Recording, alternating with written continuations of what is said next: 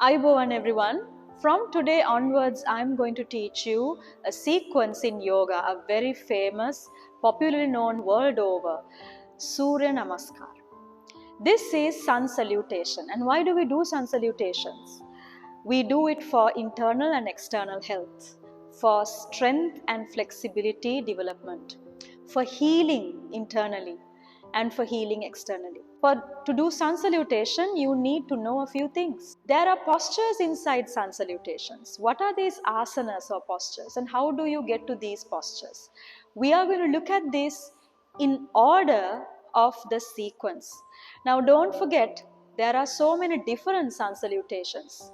If you check on Google, it says 34 or more styles of Sun Salutations. Depending on which lineage it comes from, may it be Hatha, may it be Vinyasa Krama, may it be Ashtanga Vinyasa, Sun Salutations can differ. So don't think there's just one, there are many.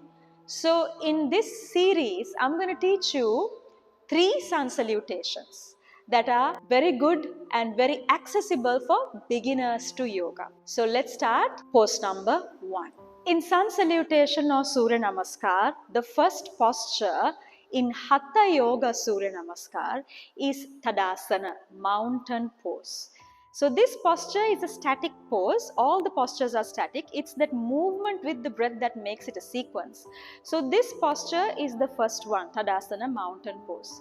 How do we do it? So first of all, you need to come to the front of the mat, but make sure you have about a foot's distance from the front border of the mat. And then once you settle, you have to keep your feet together. So there are limitations. Some people might not be able to keep their feet together. So in that case, it's totally fine to open up the toes a little to the sides and press the heels down, press the sides of your feet down, and press the big toes down. So now when we come to Hatha asanas, there are elements of Hatha yoga postures that you will need to know. Remember these. You need to have bandhas activated. Bandhas are energy locks. When you activate the bandhas, your posture becomes really strong. So 1 bandha, 2 drishti. You need to look at a specific place or gaze point for the posture to look and feel good, beautiful. So bandha, drishti. Then comes alignment. You need to know the alignment of your legs, the alignment of your arms, the alignment of your torso. That is also very important. So we spoke about 3. Bandha, drishti, alignment. Then comes breath. You need to breathe in Ujjayi pranayama, Ujjayi breathing when you come to a asana, Hatha yoga asana. Also don't forget friction point. There are some asanas that your body will have friction against another part of the body, and that will make the posture really comfortable and strong. Also remember, in Hatha yoga postures there is a sentence, Sthira Sukham Asanam, which means when you come to a posture, you need to feel steady and comfortable. So having said that, let's find out what the first posture is. This is Tadasana. You stand straight. Keep your feet properly grounded on the mat.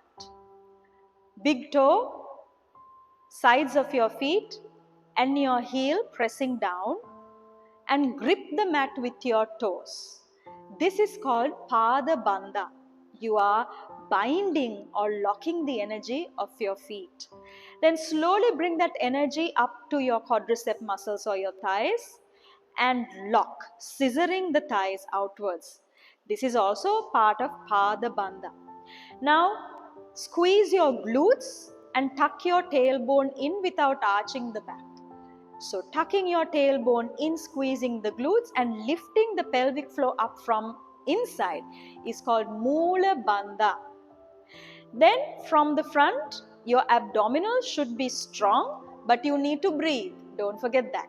This is called Udiyana Bandha. So your abs are strong, but you are breathing with your lungs open, and you are having a really good strong lower body now.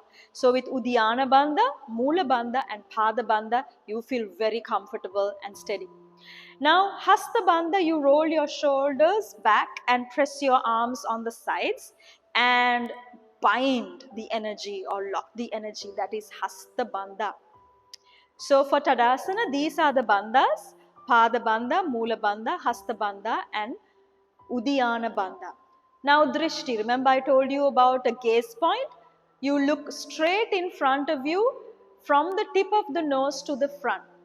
This is your mountain pose. Make sure your neck is soft, your knees are soft, but your glutes, your legs, your arms are straight and strong, and you create this energy that is within you to make this asana strong and also comfortable.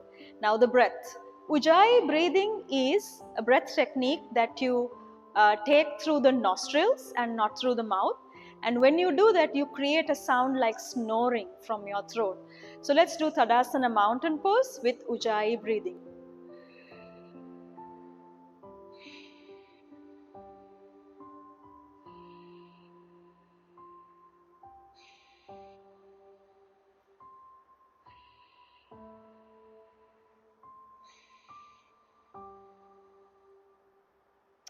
Okay, so you can do 3 or 5 Ujjayi breaths. Once you're done, relax the body. So next time, I will teach you the second pose in this Surya Namaskar sequence, Urdhva Hastasana. I'll see you soon.